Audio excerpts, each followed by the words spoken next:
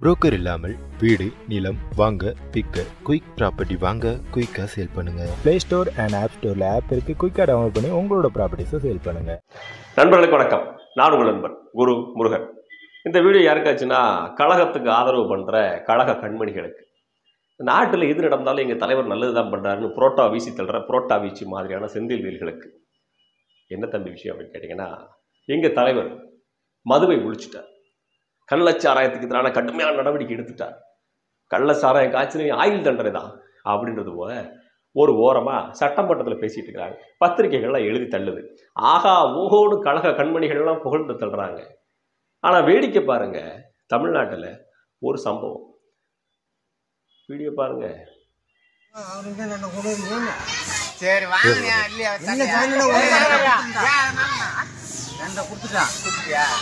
இப்போ ஒன்று அந்த கிடக்கு ஒன்று. சரி அப்புறம் ஏன் வேலை முடிஞ்சு போச்சு, அதனால ஏன் இப்போ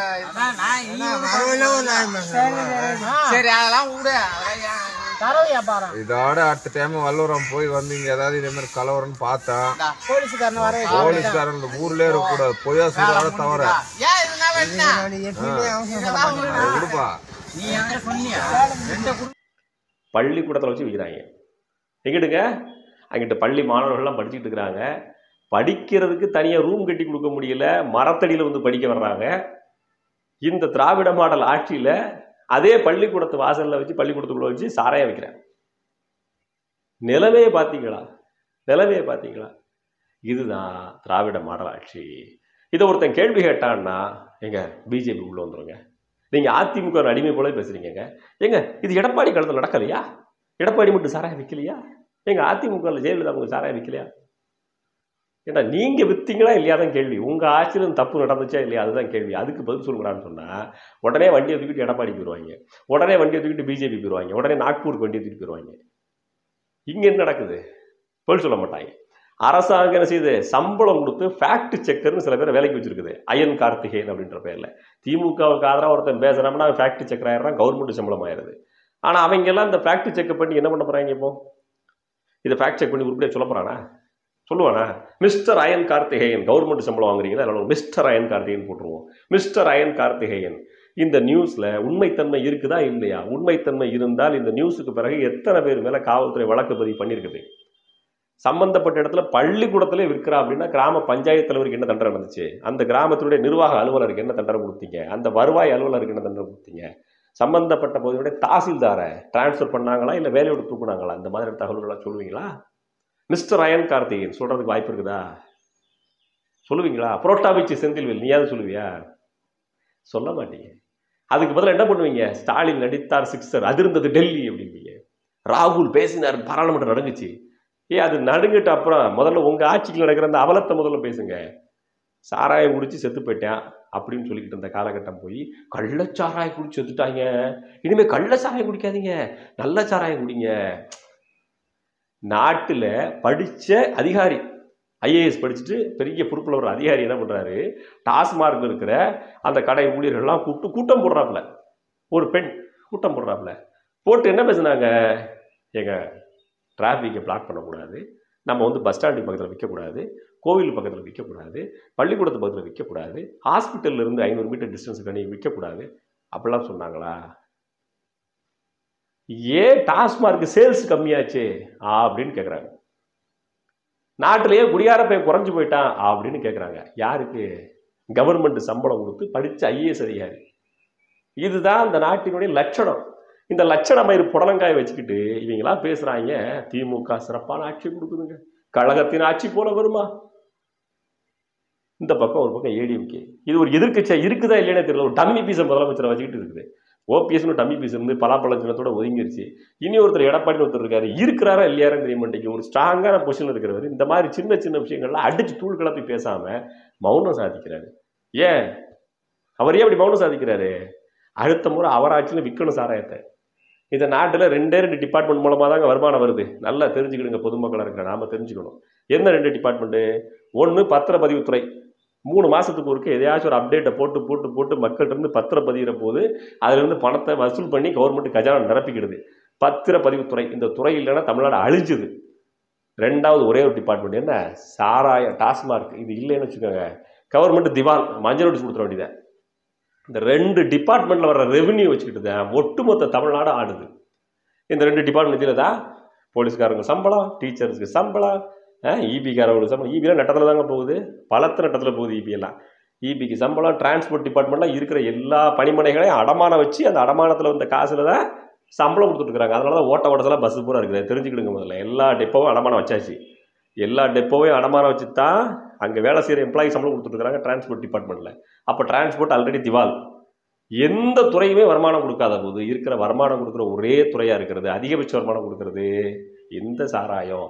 அந்த சாராயத்தை நீங்கள் கவர்மெண்ட் விற்கிற கடையில் வாங்கி குடிக்காமல் வெளியே குடிச்சிங்கன்னா வருமானம் எப்படி வரும் கவர்மெண்ட்டுக்கு? அப்புறம் வாத்தியாருக்கு எப்படி சம்பளம் கொடுக்குறது? உலக வங்கியில் நிதி வாங்கி கடன் கொடுக்க முடியும் அப்படின்ட்டு கொந்தளிக்கிறாரு அரசியல். இந்த சூழ்நிலை தான் எடப்பாடி பீரியடுக்கு இருக்குது. அதனால 2 கட்சிகளும் சாராயம் விற்கிறது மும்முரமாக இருக்கும். பொதுமக்களாக இருக்கிற நாம தெரிஞ்சுக்கிடணும், மாற்று வருமானத்தை பற்றி யோசிக்கவே திறமை இல்லாத, பக்கு இல்லாத இந்த மாதிரியான அரசியல் தலைவர்களை வச்சுக்கிட்டு தான் அரசாங்கத்தை நகர்த்த போகிறோமான்னு முடிவு பண்ணிக்கணும். வேறு எந்த துறை மூலமாக அதிக வருமானம் வந்து? சுற்றுலாத்துறை மூலம் வருதா? சுற்றுலாத்துறையில் வர்ற வருமானம் சுற்றுலாத்துறையில் இருக்கிற எம்ப்ளாயிஸ்க்கு சம்பளம் போடுவோம், அதில் இருக்கக்கூடிய விஷயங்களை டெவலப்மெண்ட் பண்ணுறதுக்கு கூட இல்லை. இந்து சமய அறநிலைத்துறை மூலம் வருமானம் வருதா? அப்படி வந்தாலும் இருக்கிற கோயில்களுக்கு டெவலப்மெண்ட் பண்ணுறதுக்கு கூட வழி பண்ணி கொடுக்கல இவங்க. அப்படிங்கிற போது அங்கே இருக்கிற வருமானம் போதலை. மீது எது மூலமாக வருமானம் வருது? கனிம வள கடத்தல், அது மூலமாக வருது. அதுவும் லாரிக்கு இம்புட்டு தான் கொஞ்சம் பேர் வந்து கவர்மெண்ட் கணக்கு கட்டுறாங்க. மீதியை பூரா ஆட்டையை போட்டு அமைச்சர் பெருமக்களும் அந்த ஏரியாவோட மாவட்ட செயலரும் ஆட்டையை போட்டு வச்சுக்கிறா. மீதியை கொஞ்சம் முதலாளி தின்னுக்கிறா. அப்போ வருமானம் வரக்கூடிய டிபார்ட்மெண்ட்டாக இருக்கிற இந்த சாராய டிபார்ட்மெண்ட்டை எந்த ஒரு அரசாங்கம் விட்டு கொடுக்க தயாராக இல்லை. இப்போ என்ன சொல்கிறாங்கன்னா, பெங்களூரில் வந்து சாராயத்தோட விலை கம்மியாக இருக்குது, கேரளாவில் விலை கம்மியாக இருக்குது, தமிழ்நாட்டில் மட்டும் அதிகமாக இருக்குது, பாண்டிச்சேரியில் அதிகமாக இருக்குது, தமிழ்நாட்டில் கம்மியாக இருக்குது. காரணம் இங்கே இருக்கிற ஜிஎஸ்டி, இங்கே இருக்கிற விலைவாசி. அதை குறைச்சிட்டிங்கன்னா கள்ளச்சாராயம் விற்பனை குறைஞ்சிடும் அப்படின்னு டாஸ்மார்க் அதிகாரிகள்லாம் கூடி பேசி முடிவெடுத்திருக்காங்க. அதை குறைக்கலாம் அப்படின்ற முடிவை அரசாங்கம் எடுக்கலை. ஆனால் அதிகாரிகள்லாம் சேர்ந்து எடுத்துக்கலாம்.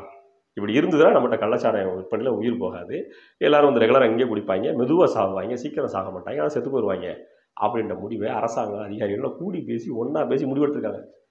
நாட்டினுடைய முதலமைச்சர் சொல்கிறாப்புல, ஐயா இப்பெல்லாம் விலையை குறைச்சிட்டா முடியாதுங்க, நமக்கு அவன் குடிச்சா தான் காசு கவர்மெண்ட் நடத்தவே, ஏற்கனவே வாத்தியார் சம்பளம் கொடுக்க காசு இல்லை தெரியுமில்ல உங்களுக்கு அப்படின்னு சொல்கிறாங்க.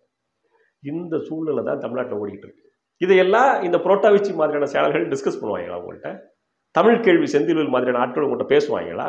இல்லை ஃபேக்ட் செக் பண்ணக்கூடிய அயன் கார்த்திகேயன் அப்படின்ற மாதிரி ஆட்கள் பேசுவாங்களா? நாட்டில் நாங்கள் நடுநிலை புடுங்கிகள் அப்படின்னு சொல்லக்கூடிய மாதிரியான சேனல்கள் பேசுவாங்களா? பேச மாட்டான். ஏன்? அவங்களுக்கு ஒரு கோட்டர் வேணுமில்ல. கட்டிங்கில் வர்ற வருமானத்தில் இவங்களுக்கு கொடுக்கணும். நம்ம நல்லா தெரிஞ்சுக்கணும் மக்களே, இங்கே குடிக்காதவன் கொடுக்குற காசில் ஒன்றுமே பிடுங்க முடியாது. குடிக்கிறவன் கொடுக்குற காசில் தான் அந்த ஊரில் இருக்கிற போலீஸ் ஸ்டேஷனுக்கே சம்பளம் கொடுத்தாங்க. நான் சொன்னால் உங்களுக்கு கோபம் வரும், நிதர்சனமான உண்மை அதுதான். போன ரவுண்டு கொரோனா வந்துச்சா இல்லையா? எடப்பாடி இருக்கிறப்போ கொரோனா பீரியடில் எல்லாத்தையும் ஆல் பாஸ் போட்டு விட்டாரா இல்லையா? பள்ளிக்கூடத்துக்கு போய் பரிச்சை எழுதாமலே பாஸ் போட்டு விட்டாரா இல்லையா? எல்லாரையும் பாஸ் பண்ணி விட்டார் அந்த மனுஷன். கொரோனா டயத்தில் சாராய கடையை மூடி போட்டிருந்தாங்க. அதுக்கப்புறம் குடிமகனுடைய கோரிக்கை அப்படிலாம் ஒன்றும் கோரிக்கை வைக்கலை. ஆனால் அமைச்சர் பெருமக்களாக முடிவு பண்ணி அரசாங்க கஜானாவில் காசு இல்லைன்னு சொல்லி மஞ்சள் நோட்டீஸ் கொடுக்குற நிலமை வந்துருச்சு. நாம் என்ன செய்யணும், வழி இல்லை, சாராயத்தை திறந்து விட்டாங்க. 3-4 மாதமாக வீட்டில் பொத்திக்கிட்டு இருந்தவங்களுக்கு பூரா சாராய கடையை திறந்து விட்டோன்னா வருஷை கட்டி குடிக்க ஆரம்பித்தான். வருஷை கட்டி குடிக்க ஆரம்பிச்ச இடத்துல கூட்ட நெரிசல், தள்ளுமுள்ளு ஏற்படுது, எனக்கு முதல்ல உனக்கு முதல்ல சண்டை வருதுங்கிறதுக்காக அப்படியே லைன் கட்டி போலீஸ் பாதுகாப்போட குடிக்க வச்சாங்க. சமூக இடைவெளி விட்டு குடிங்க அப்படின்னு சொல்லிட்டு போலீஸ் பாதுகாப்போட குடிக்க வச்சாங்க. நடந்துச்சா இல்லையா எங்கள் நாட்டில்? அது பொய்யா சொல்கிறேன்னா?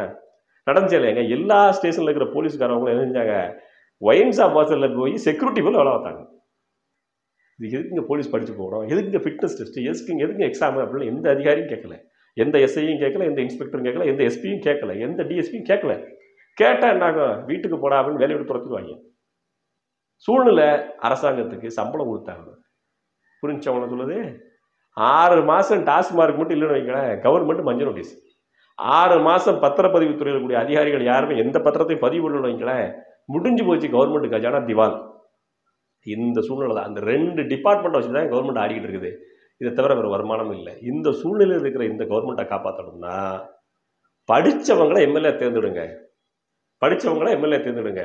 திருட்டு பையனை தேர்ந்தெடுக்காதீங்க. ஏற்கனவே பணம் வச்சுருக்கான், அவன் பணம் வச்சுருக்கிறது ஊருக்கு ஒன்றும் செய்யலை, திருப்பியும் நீங்கள் பணம் வச்சுருக்கன்னு தேர்ந்தெடுக்கிறீங்க. ஏழைப்பாளைகள் எவனாவது ஊருக்குள்ளே தேர்தலில் நிற்கிறான்னு பாருங்கள், அவனை கரெக்டாக தேர்ந்தெடுங்க. எம்எல்ஏவோட சம்பளம் என்னன்னு தெரிஞ்சுக்கிடுங்க. 1,50,000 ரூபா தான் எம்எல்ஏவோட சம்பளம். 1,50,000 ரூபா சம்பளம் வாங்குற எம்எல்ஏ 5 ஆண்டுகள் பதவி முடிஞ்சு வரும்பொழுது எப்படி கோடிக்கணக்கான சொத்து சம்பாதிக்கிறாங்கிறது கொஞ்சம் யோசிங்க. லஞ்சம் வாங்கிறோம், ஊழல் வாங்கிறோம், தெரிஞ்சு திருப்பி அதே கட்சி ஓட்டு போட்டுறோம். உங்களை மாதிரி முட்டா எவனும் இல்லை. அப்புறம் குடியார பேரு தான் உங்களுக்கு நாட்டு ஆள் வாங்கி அப்படின்றது தான் சொல்ல விரும்புகிறேன். என்மன கருத்துக்களை பேசிட்டேன். இது சரியும் இருக்கலாம், தவறும் இருக்கலாம். சரின்னு இருந்தால் ஏற்றுக்கிடுங்க, தவறுன்னு இருந்தால் கோவமாக சப்ஸ்கிரைப் பட்டரை பண்ணிவிட்டு போங்க. ஏன்னா இது மாதிரி தொடர்ந்து போட்டுட்டே தான் இருக்க போகிறேன். ஆளுகிற கட்சி எதிர்க்கிற கட்சிலாம் முக்கியம் இல்லை. இந்த நாட்டை துண்டாடணுங்கிற முயற்சி எடுக்கிற எல்லா கட்சிகளுக்கும் எதிராக பேசுறது மட்டும்தான் என்னுடைய நோக்கம். அடுத்த ஒரு பதிவில் மனதிலிருந்து பேசுறதுக்காக காத்திருக்கிறேன். நன்றி. புரோக்கர் இல்லாமல் வீடு, நிலம் வாங்க, விற்க, குயிக் ப்ராப்பர்ட்டி வாங்க, குயிக்காக சேல் பண்ணுங்க. ப்ளே ஸ்டோர் அண்ட் ஆப் ஸ்டோரில் ஆப் இருக்குது. குயிக்காக டவுன்லோட் பண்ணி உங்களோட ப்ராப்பர்ட்டிஸை சேல் பண்ணுங்கள்.